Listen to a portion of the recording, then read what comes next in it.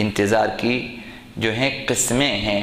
کچھ لوگ امام کے ظہور کے منتظر ہیں لیکن اپنی مفاد کی خاطر ہے کہ وہ آئیں تو ہمارے کام ٹھیک ہو جائیں، وہ آئیں تو ہمارے لیے جو ہیں سہولتیں فراہم کریں، تو وہ در حقیقت انتظار نہیں ہے، وہ اپنی خواہشات کے جو ہیں پوری ہونے کا انتظار ہے۔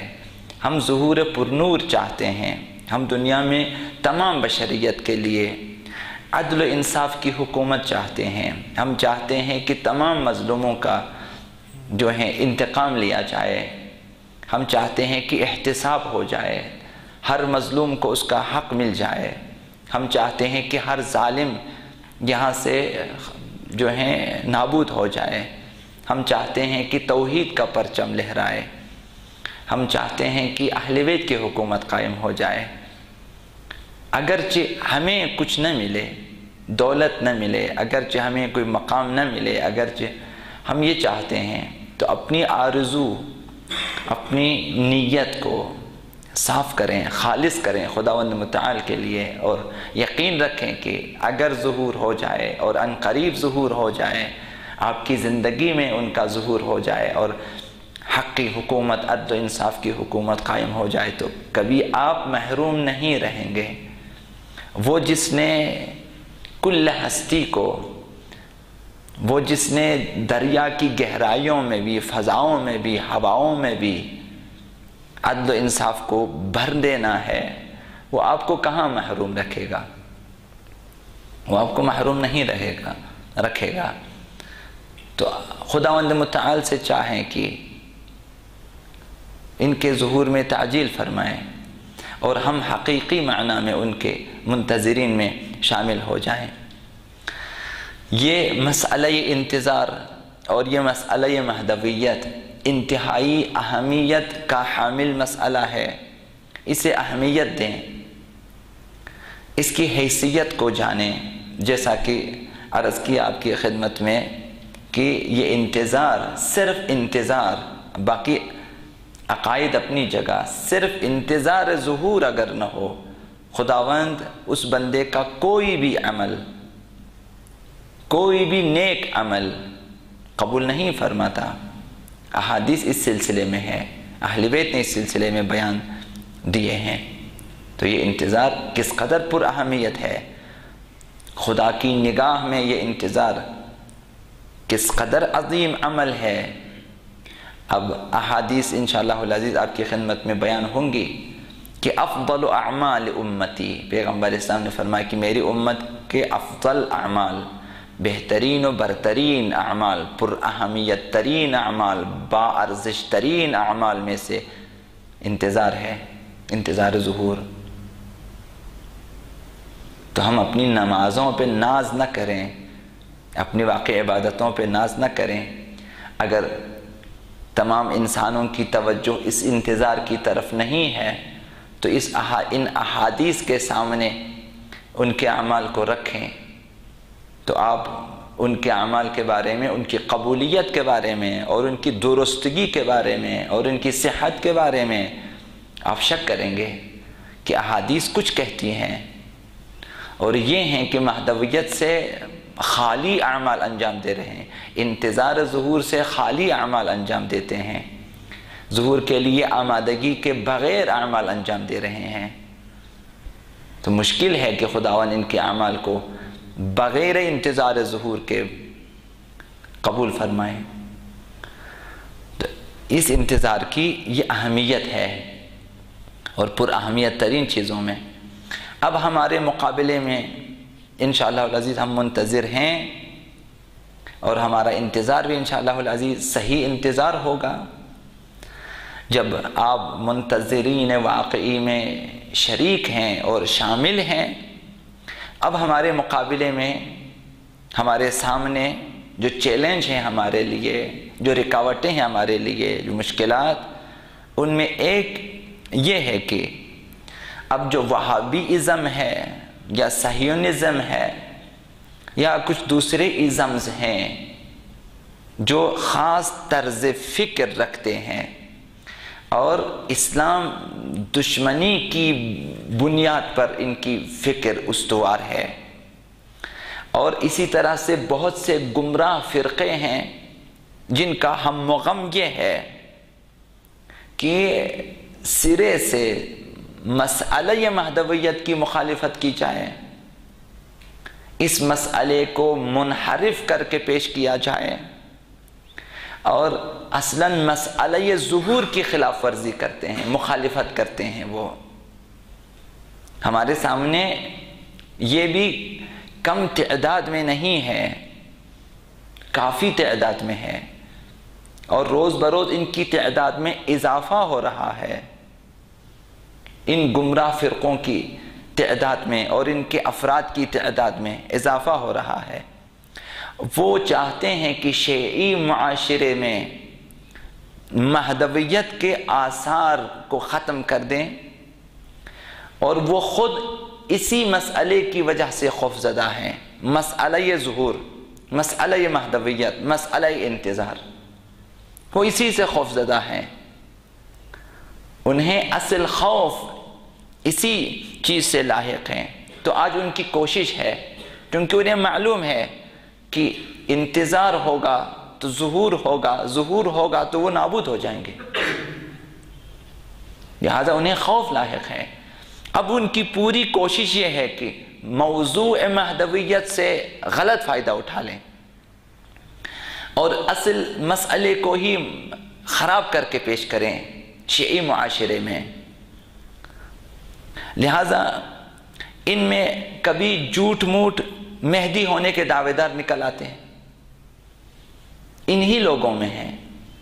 اب وہ ہمیں دھوکہ دینا چاہتے ہیں، اب کسی کو پیش کرتے ہیں، یا کوئی شخص اپنی ذاتی مفاد کی خاطر، اپنی شہرت کے لیے وہ جھوٹ موٹ مہدی موعود بن کے آتے ہیں اور خود کو جو ہے پیش کرتے ہیں کہ میں مہدی ہوں۔ کئی افراد آئے ہیں، یہ داستانیں انشاءاللہ العزیز کبھی آپ کی خدمت میں بیان ہوں گی۔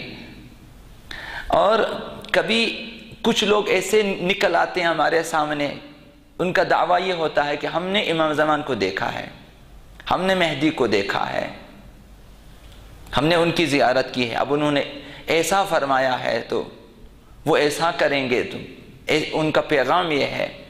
اب جھوٹ ہمارے اندر شکوک و شبہات پیدا کرنے کے لیے، انحراف پیدا کرنے کے لیے، اور اپنے شیطانی مقاصد کو پورا کرنے کے لیے وہ ایسا کرتے ہیں۔ لہٰذا منتظرین امام زمان علیہ السلام کی ایک بہت بڑی ذمہ داری اس وقت یہ ہے کہ وسیع پیمانے پر ہونے والے اس شیطانی کام کو روکنے کی کوشش کریں۔ جھوٹے دعوے داروں کو جو مہدی ہونے کا دعویٰ کرتے ہیں، ان کے چہروں کو بے نقاب کرنا، ان کی شیطانی حقیقت کو برملا کرنا، اور شیعہ معاشرے میں ان کی اسلام دشمنی کو برملا کریں کہ یہ لوگ جھوٹ موٹ کے ہیں، یہ لوگ جھوٹ بولتے ہیں، یہ لوگ ہمیں دھوکہ دینا چاہتے ہیں، یہ لوگ ہمیں اصل مہدی سے دور رکھنا چاہتے ہیں، یہ لوگ ہمیں اصل مسئلہ مہدویت سے اور ظہور مقدس سے دور رکھنا چاہتے ہیں، انقلاب عظیم مہدوی سے دور رکھنا چاہتے ہیں۔ یہ ہماری ذمہ داری ہے۔ کچھ لوگ مسئلہ ظہور امام زمان علیہ السلام کو اس طرح بیان کرتے ہیں، یہ دوسرا خطرہ یا مسئلہ ہمارے لیے درپیش ہے۔ کچھ لوگ ہیں جو مسائل مہدویت بیان کرتے ہیں اور اس طرح بیان کرتے ہیں کہ لوگ امام زمان کے ظہور سے خوفزدہ ہو جاتے ہیں، وہ اپنے اندر یہ دعا کرتے ہیں کہ خدایا اگر ظہور اس قسم کا ہے تو نہ ہو جائے، اگر انقلاب امام اس قسم کا ہے تو انقلاب نہ آئے، اس میں تو ہماری نابودی ہے۔ پیش کرتے ہیں کہ وہ اس طرح تلوار لے کے آ جائیں گے اور اس طرح سے ان کی فوج ہوگی کہ جو آتے ہی سب کو تہس نہس کر دیں گے۔ ایسا نہیں ہے۔ اصلاً ہم ان شبیہوں کے خلاف ہے جس میں ائمہ کے ہاتھوں میں تلوار دے کر تلوار لہرا رہے ہیں اور آ رہے ہیں، یہ ایک ایسا ظہور ہے، امام کا ظہور ایسا نہیں ہے۔ کس طرح پیش کرتے ہیں؟ پہلے بھی عرض کی آپ کی خدمت میں کہ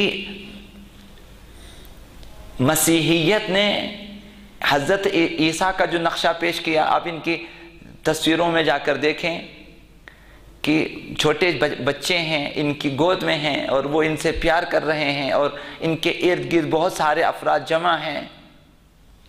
اور دیکھیں ہمارے لوگ کس قسم کی تصویریں بناتے ہیں۔ امام کی تصویر ہے، امام کے ہاتھ میں تلوار ہے اور امام کے سامنے ایک شیر ہے۔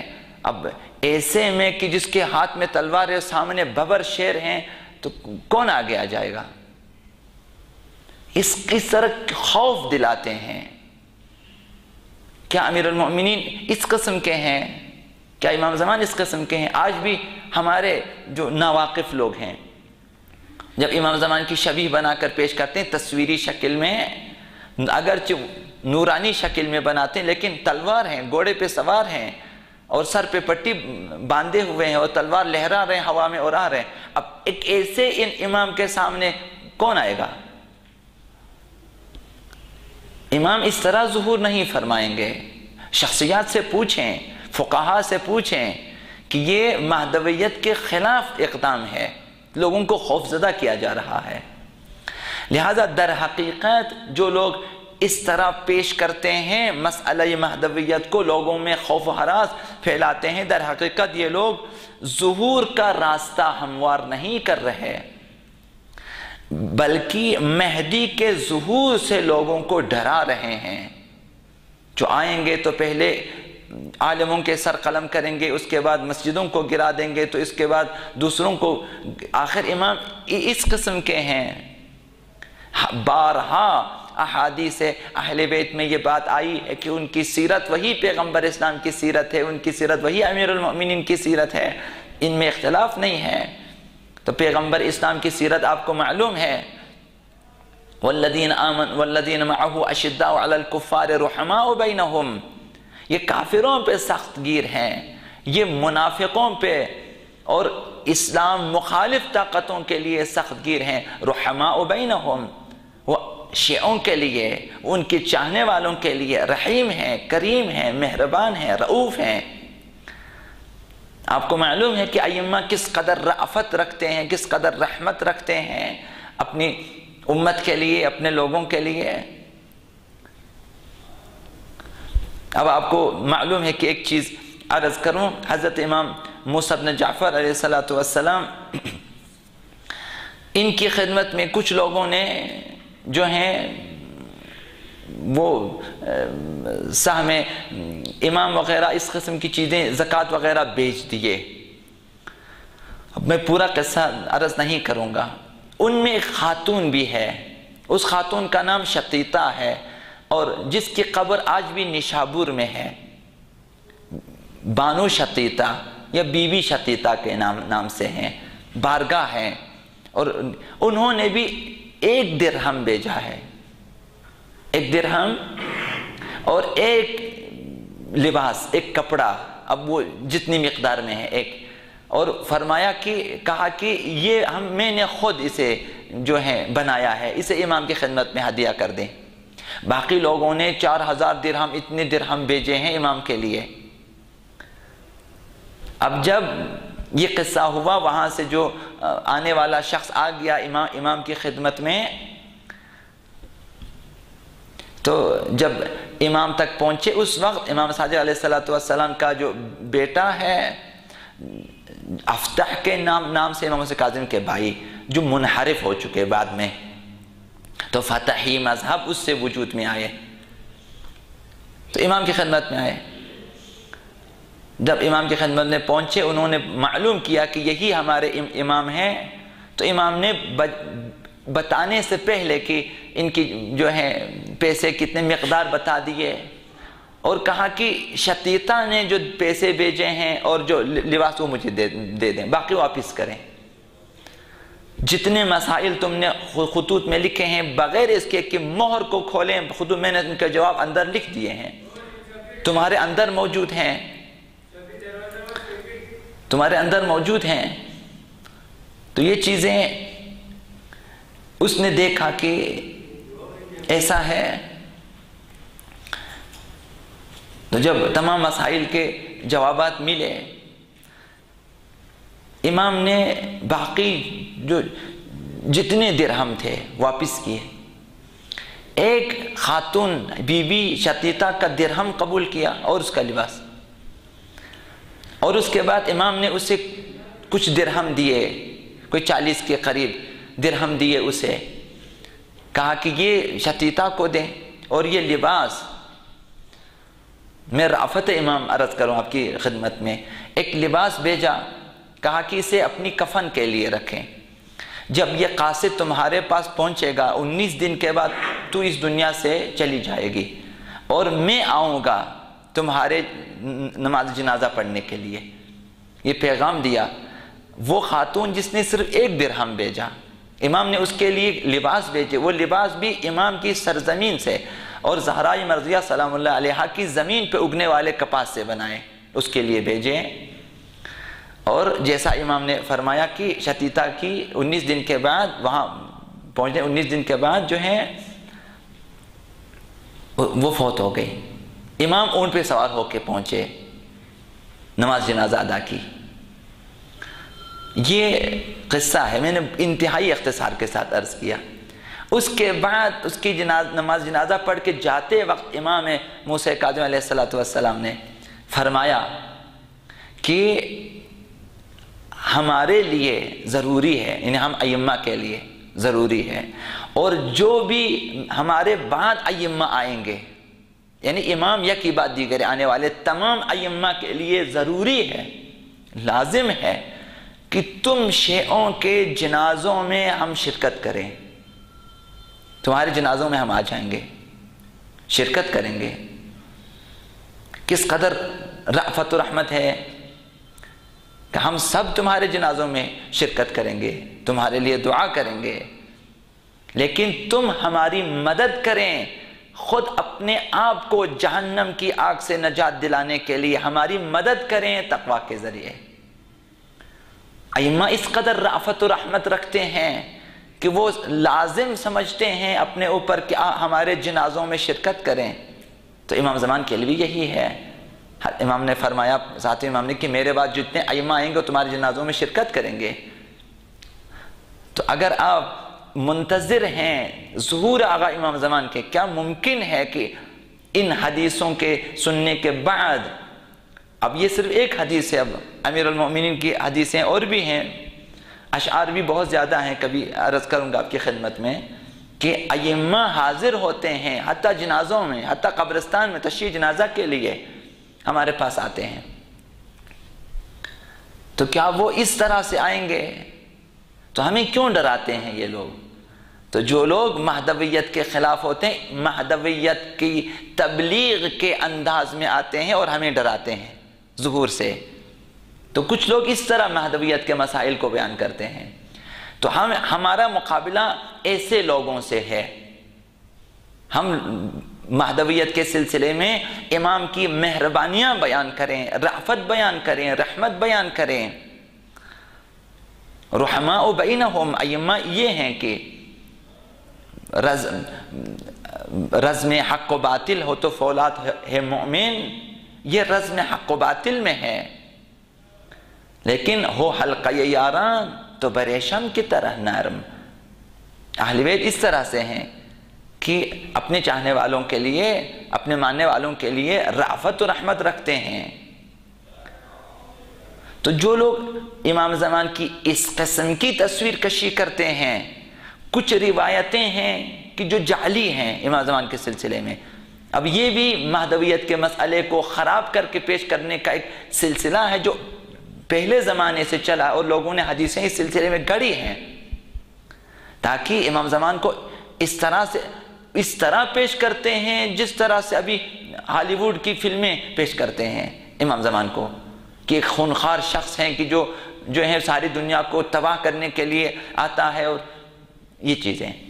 تو ہمارے لیے مسئلہ درپیش ہے کہ مہدویت کے سلسلے میں انحرافی مسائل جو بیان کیے جائیں گے، اب عوام جو نادان ہیں نہیں سمجھتے وہ سنیں گے اور باور کریں گے کہ امام زمان اس طرح سے آئیں گے۔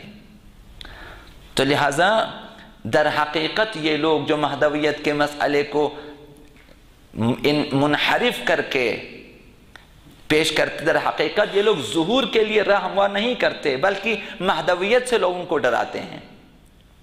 وہ کہتے ہیں کہ اگر امام زمان کا ظہور ہو جائے تو وہ ہم سب کو قتل کریں گے، ہر گناہ کار کو قتل کریں گے۔ ایسا نہیں ہے کہ ہر گناہ کار کو امام قتل کر دیں۔ امام قتل کے لیے نہیں آئیں گے، امام نے حکومت قائم کر، حکومت عدل الہی، حکومت عدل و انصاف قائم کریں گے۔ تو کیا پیغمبر جو لوگ توبہ کرتے ہیں بخش دیتے ہیں، امام نہیں بخشیں گے؟ اسی وجہ سے کہ لوگ مہدویت کے مسائل سے لوگوں کو ڈراتے ہیں تو لوگ اپنے دل میں دعا کرتے ہیں کہ دعا ہی نہ کریں، وہ آئیں ہی نہیں، آئیں گے تو ہم قتل ہو جائیں گے، کیا فائدہ ان کے آنے کا۔ ایسی تبلیغات انتہائی غلط ہے اور انتہائی خطرناک۔ منتظران ظہور امام زمان عجل اللہ تعالی فرجہ شریف ان افکار کو اور ان غلط تبلیغات کو بے اثر کرنے کے لیے میدان عمل میں آ جائیں۔ انتظار کا لازمہ یہ ہے۔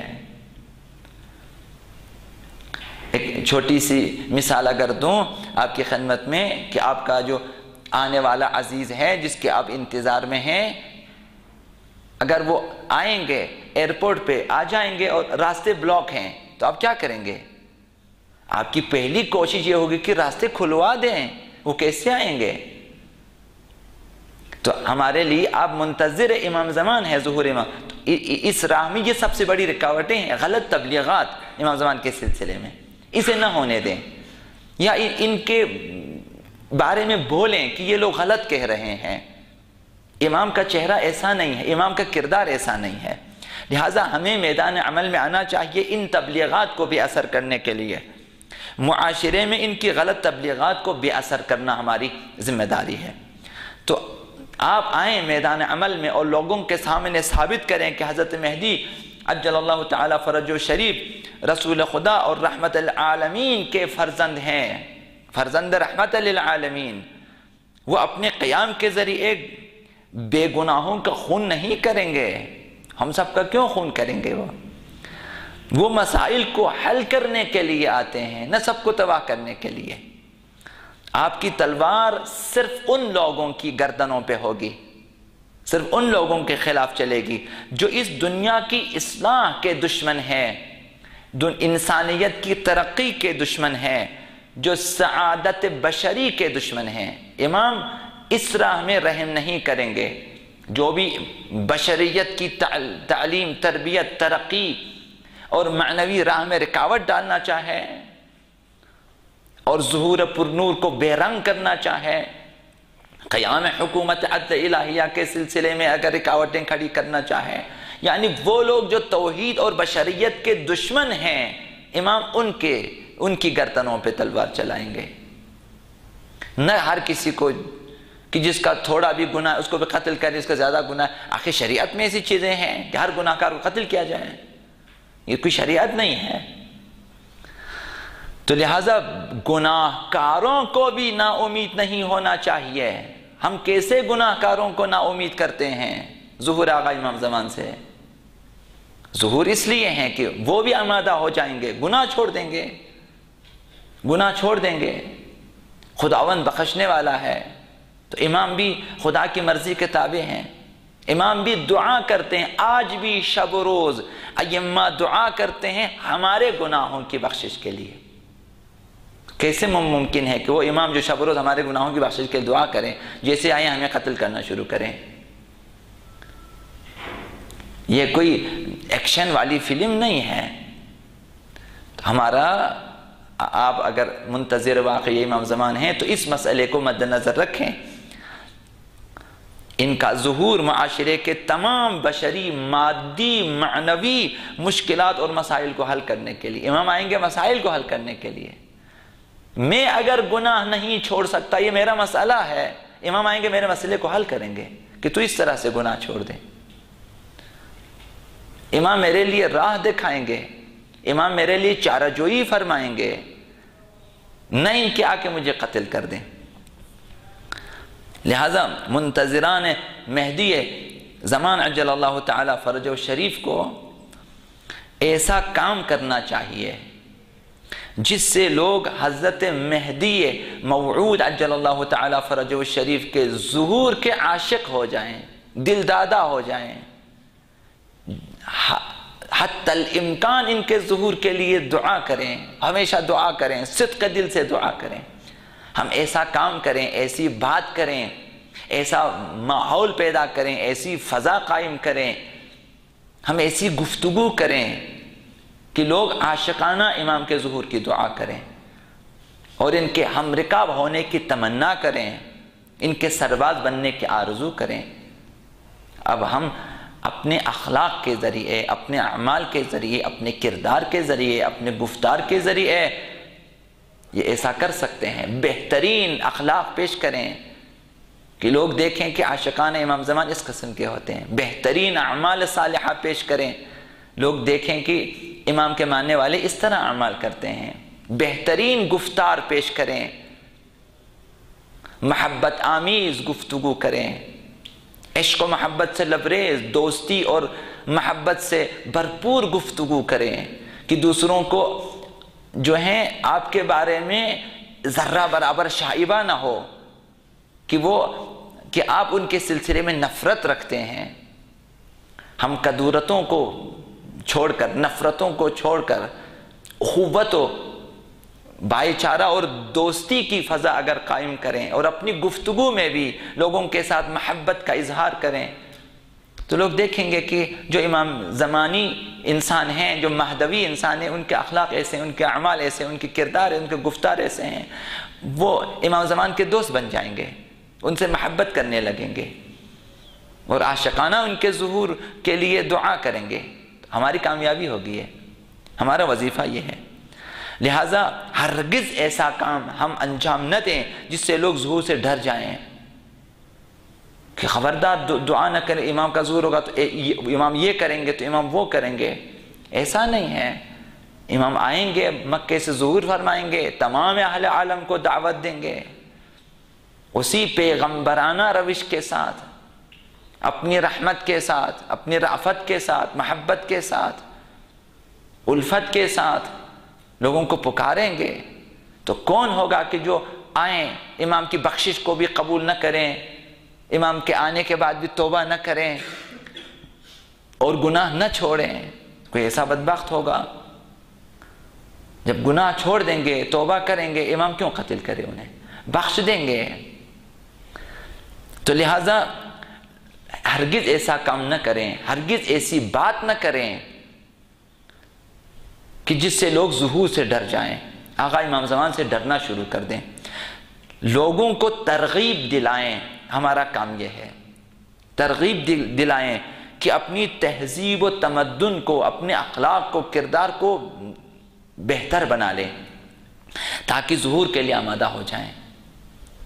اس وقت امام بھی ظہور فرمائیں گے جب لوگوں کی اکثریت آمادہ ہو جائیں، ذہنی طور پر، فکری طور پر قبولیت کے لیے، ظہور کو قبول کرنے کے لیے، حکومت کو قبول کرنے کے آمادہ ہو جائیں، امام بھی ظہور فرمائیں گے۔ تو ایسی بات کریں اور ایسا کام کریں کہ لوگ ظہور کے لیے آمادہ ہو جائیں۔ اس عظیم انقلاب کے لیے ایسے افراد کی ضرورت ہے جن کا ذہن عالمی اصلاح کو قبول کرنے کی صلاحیت رکھتا ہو، ایسے افراد چاہیے۔ ہم نے لوگوں کے افکار میں ترقی پیدا کرنی ہے، لوگ بہتر طور پر مسئلہ مہدویت اور مسئلہ ظہور کو سمجھیں، لوگ بشریت کی ترقی کو سمجھیں، لوگ روشن اور تابناک مستقبل کے تصور کو بہتر طور پہ سمجھیں اور بہتر تصور کریں تاکہ وہ آمادہ ہو جائیں کیسے مستقبل کے لیے۔ ایسے افراد کی ضرورت ہے۔ اس عظیم انقلاب ظہور ہے امام زمان علیہ الصلوۃ والسلام کے لیے۔ ایسے افراد کی ضرورت ہے جو میدان علم کے شاہ سوار ہوں۔ علم درکار ہے ظہور کے لیے آمادہ ہونے کے لیے، انقلاب ظہور کے لیے علم درکار ہے۔ نادان افراد کی ضرورت نہیں ہے، علم کے میدان علم کے شہسوار افراد کی ضرورت ہے، اور ایسے افراد کی ضرورت ہے جن کے افکار میں گہرائی ہو، جو بہتر سوچنے والے ہیں اور گہری سوچ رکھنے والے ہیں، درست فکر کرنے والے افراد ہیں۔ ضرورت ہے ایسے افراد کی جن کے دلوں میں وسعت ہو کہ دشمن کو بھی جگہ دے سکے، اپنے دل میں گنجائش ہو ان کے دلوں میں، اب عبداللہ حسین کی طرح کہ حضرت حر کو کس طرح سے وسعت قلبی کے ساتھ قبول فرمایا۔ یہ وہ سعی صدر ہے، وسعت قلبی ہے، جس نے پانی بند کیا اہل بیت کے لیے، جس نے اہل بیت کے بچوں کو 3 دن تک پیاسے رکھا، جس نے ابو عبداللہ الحسین کا راستہ روکا، جس نے ابو عبداللہ الحسین کو ان کے بہنوں کے ساتھ، ان کی بیٹیوں کے ساتھ، بیٹوں کے ساتھ کربلا میں گھیر لیا، جس نے دریا کے کنارے سے انہیں دور کر دیا، ایک ایسے شخص کو ابو عبداللہ الحسین نے قبول کیا، بخش دیا، شہید ہوا، اور امام نے اسے آزاد ہونے کی سند دی۔ انت حر کما سمتک امک، جس طرح تمہاری ماں نے تمہارا نام حر رکھا ہے، آزاد رکھا، تو اب آزاد ہے۔ انت حر فی الدنیا والآخرہ، دنیا و آخرت میں آزاد ہے۔ ایسی وسعت قلبی چاہیے آپ کو کہ آپ ایک شخص سے ذاتی کسی مسئلے کی وجہ سے اگر ناراض ہیں، اسے مسئلہ مہدویت میں اور معاشرتی اجتماعی مسائل میں، اسلامی اجتماعی مسائل میں اسے درگیر نہ کریں۔ آپ کی روش، آپ کا سلوک، آپ کا رویہ مساوی ہونا چاہیے اس سلسلے میں۔ اگر ذاتی طور پر رنجش ہیں تو اسے اپنے دل میں رکھیں، ورنہ اس رنجش کو بھی نکالیں، زیادہ سے زیادہ اس کے ساتھ تعلقات کم کر دیں، دل میں نفرت نہ رکھیں، کدورتیں نہ رکھیں۔ لہذا ایسے افراد کی ضرورت ہے جو سعی صادر رکھتے ہوں، دشمن کو بھی جگہ دے سکیں، دشمن کو معاف کر سکیں، جن کے ضمیر زندہ ہوں، بیدار ہوں، اخلاق و مروت کے پرستار افراد ہوں۔ ایسے افراد کی ضرورت ہے جو تنگ نظر نہ ہوں، کج فکر نہ ہوں، کج خلق نہ ہوں، کینہ و حسد سے دور ہوں۔ ایسے افراد چاہیے ظہور کے لیے۔ آتش اختلافات کو، آتش نفاق کو اخوت و صلح و صفا کے پانی سے اس آگ کو بجھانے والے ہوں۔ جہاں اختلاف پیدا ہو جائے صلح و صفائی پیدا کریں، امنیت پیدا کریں۔ باصفا افراد کی ضرورت ہے، اگرچہ ابتدائی مرحلے میں سخت ہے لیکن آسان ہے۔ جو بخشنا شروع کر دیں اس کے لیے پھر بخشنا آسان ہے، بخشش آسان ہو جائے گی۔ حضرت حر کو مد نظر رکھیں اور اب عبداللہ الحسین کو مد نظر رکھیں۔ امام سجاد علیہ السلام نے اس قاتل کو جو انہیں تنگ کیا کرتے تھے، جنہوں نے سید سجاد کے ساتھ اہل بیت کے ساتھ ظلم کیا، جب مدینے میں قحط حالی ہوئی، جب اس کا پیچھا کیا گیا، جب اس کی جان خطرے میں تھی، امام سجاد نے مدینے میں اسے امان دی، اسے مہمان نوازی کی۔ جب اس نے پہچان لیا امام کو، کہا کہ میں وہ شخص ہوں، کہا معلوم ہے مجھے، اس وقت میں تیرا مہمان تھا، اب تو میرا مہمان ہے، تو نے اس طرح مہمان نوازی کی، ہم اس طرح مہمان نوازی کرتے ہیں۔ سعی صدر کو اہل بیت سے سیکھیں۔ ظہور آقا امام زمان کے لیے ایسے افراد کی ضرورت ہے۔ اس کی وجہ کیا ہے؟ اس لیے کہ اگر کوتاہ فکر ہوں گے تو عالمی اصلاحات کو قبول نہیں کریں گے، وہ ہر قسم کے لوگوں کو قبول کرنے کا آمادہ نہیں ہے کہ اس سے تو ان کو بھی فائدہ ملتا ہے، اس سے تو ان کو بھی فائدہ ملتا ہے، لہذا قبول نہیں کر۔ کچھ لوگ ایسے تنگ نظر ہوتے ہیں کہ اس لیے کہ دوسرے کو فائدہ نہ ملے، میرا فائدہ بھی مجھے بھی نہ دیں، میں اپنے فائدے سے بھی ہاتھ اٹھا تاکہ اس کو نہ ملے۔ ایسے تنگ نظر افراد کی ضرورت نہیں ہے۔ خداوند رب العالمین، پیغمبر رحمت للعالمین، امام زمان فرزند رحمت للعالمین، سب کے لیے ہے، عالمین کے لیے ہے، کل ہستی کے لیے۔ تو ہم بھی یہ مذہب، یہ مکتب، یہ ملت عالمین کے لیے ہے۔ تشیع میں گنجائش ہے، سب کو دعوت عام ہے کہ آ جائیں، ہمارے سینوں میں بھی عام ہونا چاہیے۔ جو بھی کالے گورے سب اگر اس مہدویت کے اس دائرے میں آنا چاہتے ہیں، تشیع میں آنا چاہتے ہیں، ہم انہیں خوش آمدید کہیں، ذاتی تھوڑی سی رنجشیں انہیں دور کر دیں اور انہیں اپنا بھائی قرار دیں۔ ایسے اگر کوتا فکر ہوں گے تو عالمی اصلاحات کو قبول نہیں کریں گے، یا پھر دشوار مرحلہ تصور کریں گے عالمی اصلاح کو اور نکل جائیں گے۔ اگر دل میں وسعت قلبی نہ ہو تو محبت نہ ہوگی، دوستی نہ ہوگی۔ جب محبت نہ ہوگی تو اپنے علاوہ دوسروں کو فائدہ پہنچانا قبول نہیں کرے گا کہ صرف مجھے ملے دوسروں کو نہ ملے، یہ تنگ نظری ہوگی۔ اگر آپس میں نفاق ہیں اور اختلاف ہیں تو عالمی حکومت کے لیے تعاون نہیں کر سکیں گے، چونکہ وہ میرا مخالف ہے، میں اس کے ساتھ کام نہیں کر سکتا ہوں، لہذا ہم تعاون نہیں کریں گے ایک دوسرے کے ساتھ۔ جب ہم ایک دوسرے کے ساتھ تعاون نہیں کریں گے تو ظہور کے لیے ہم تعاون نہیں کر سکیں گے۔ تو لہذا آپس میں حتی الامکان کوشش کریں اختلاف نہ ہوں۔ اگر اختلاف پیدا ہو جائیں تو اپنی ذات تک محدود رکھیں۔ اگر مہدویت کے مسئلے پہ، زمینہ سازی کے مسئلے پہ، اسلامی اجتماعی مسائل پہ آ جائیں تو ساتھ مل کر کام کر سکیں، اپنے اختلافات کو اپنے ساتھ جو ہیں اس کو لفافے میں بند کر کے صرف اپنی ذات تک محدود رکھیں۔ ایسا ممکن نہیں کہ ایک منتظر واقعی صرف تماشائی بن کر بیٹھا رہے، صرف تماشا دیکھیں کہ دیکھیں کیا ہوتا ہے، یہ لوگ امام زمان کے منتظر ہیں، وہ لوگ امام زمان کے مخالف ہیں، ہم دیکھیں گے کیا ہوتا ہے، نہ ہم ادھر ہیں نہ ادھر۔ ایسا ناممکن ہے کہ ایک شخص منتظر بھی ہو اور تماشائی، ناممکن ہے۔ انقلاب امام سے کوئی سروکار نہ ہو، وہ اصلا منتظر نہیں ہے، یا وہ اسلام کا موافق ہوگا یا مخالف ہوگا۔ تیسری صورت کی گنجائش نہیں ہے۔ اگر امام کے ساتھیوں میں نہیں، اگر امام کے موافق افراد میں نہیں، منتظرین میں نہیں، پھر مخالفین میں ہے۔ تیسرا گروہ نہیں ہے کہ جو موافقین میں بھی نہ ہو، مخالفین میں بھی نہ ہو۔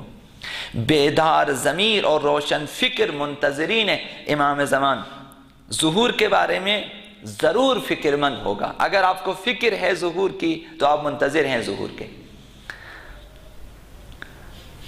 جب فکر ہے ظہور کے سلسلے میں تو ظہور کا جو نتیجہ ہوگا وہ بھی مد نظر ہوگا۔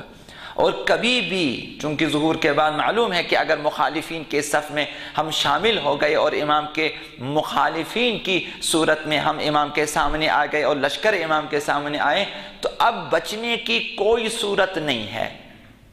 مخالفین کی صف میں آنے کے بعد امام سے دشمنی کا اعلان کرنا ہے تو اس کے بعد گنجائش نہیں ہے، چونکہ پہلے زمانوں میں جب جنگ ہوتی تھی تو کبھی جو ہے ظاہراً باطل کی فتح ہوتی تھی، اب ظہور کے بعد ایسا نہیں ہوگا، تمام باطل قوتوں نے نیست و نابود ہونا ہے۔ جو امام کے سامنے آ جائیں نیست و نابود ہو جائیں، اب ظاہر ان کے لیے پھر گنجائش نہیں، کوئی آپشن نہیں ہے کہ ٹھیک ہو سکیں، بخشش ہو سکے، نجات حاصل کر سکیں، تو ان کا ٹھکانہ اسفل السافلین ہے۔ تو لہٰذا ہماری ذمہ داریاں اس طرح سے ہیں، انشاءاللہ العزیز ہم سب اپنی اپنی ذمہ داریوں سے آشنا ہو جائیں گے اور ظہور پرنور آقا امام زمان علیہ السلام کے لیے ہم لوگ آمادہ ہو جائیں گے، اپنی ذات کو آمادہ کریں گے، اپنے دوستوں کو آمادہ کریں گے، مہدویت کا انشاءاللہ العزیز ہم سب پرچار کریں گے، اپنی زبانوں سے استفادہ کریں گے، اپنے علم سے استفادہ کریں گے، اپنی تحریروں سے استفادہ کریں گے، اپنے قلم سے استفادہ کریں گے۔ اب ہمارے پاس جو کچھ وسائل ہیں ہم ان سے استفادہ کریں گے اور معاشرے میں مسئلہ مہدویت کو عام کرنے کی اور فکر مہدویت کو رائج کرنے کی اور لوگوں کو ظہور آقا امام زمان علیہ السلام کے لیے، ظہور انقلاب مہدی کے لیے آمادہ کرنے کی کوشش کریں گے۔